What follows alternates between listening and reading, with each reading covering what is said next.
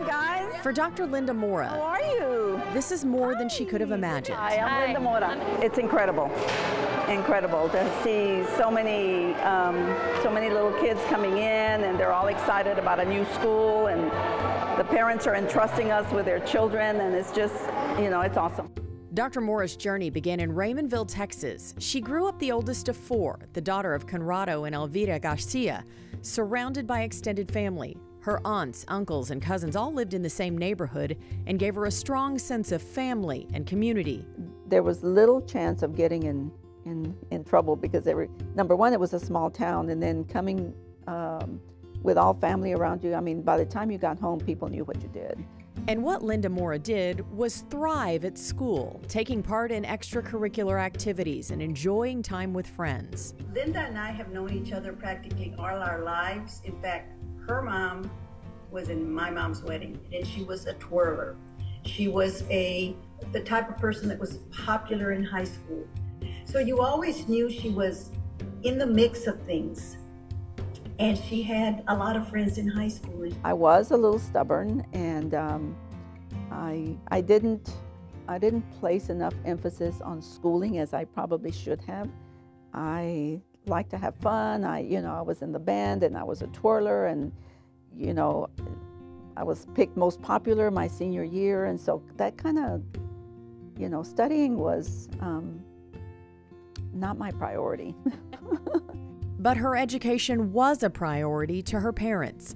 Although both were successful, neither her mother nor her father graduated from high school. He was adamant that we were going to go to school because he didn't have the opportunity to finish high school. He got through the 11th grade, and my mom only went through the 6th grade. I know for my dad it was an expectation, and so I'm sure that he expected it, and he was going to make it happen. And make it happen he did. Dr. Mora was the first person in her family to graduate high school and go to college.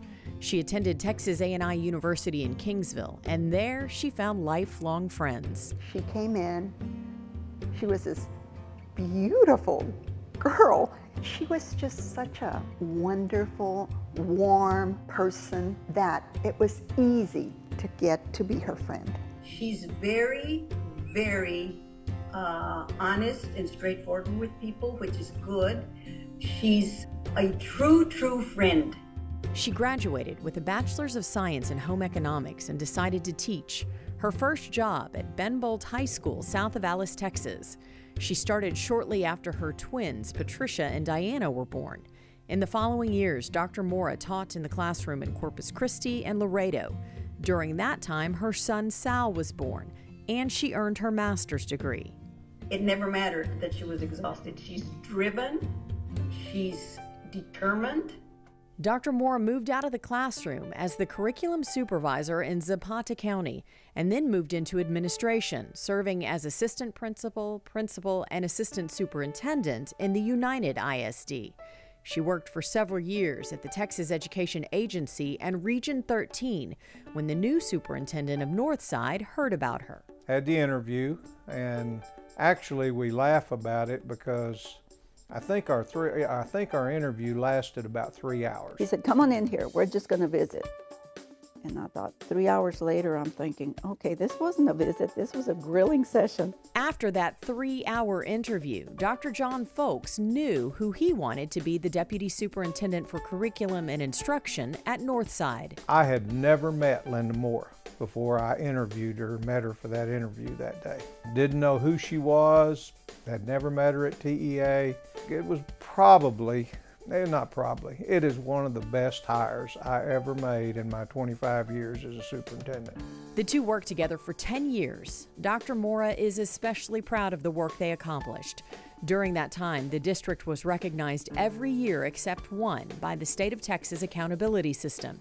The only other year, the state didn't rate school districts. That success would not have happened if it had not been for the leadership of Dr. Mora and what her staff did in working with principals for us to have that success.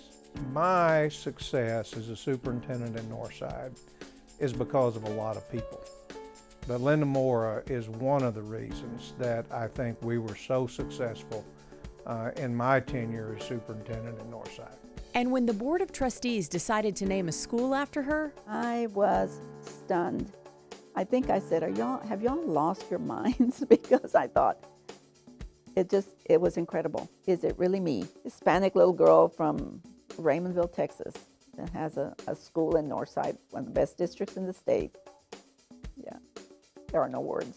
Dr. Linda G. Mora is Northside's 79th elementary school. It opened its doors to almost 500 students in August of 2018. Mora Elementary is home to the Bearcats and located in far west San Antonio. Every student, family, and visitor enters through the security lobby. The school boasts state-of-the-art classrooms and technology, and students can dig into science in the spacious classrooms and lab spaces. At Mora Elementary, learning spaces inspire creativity both in art and music.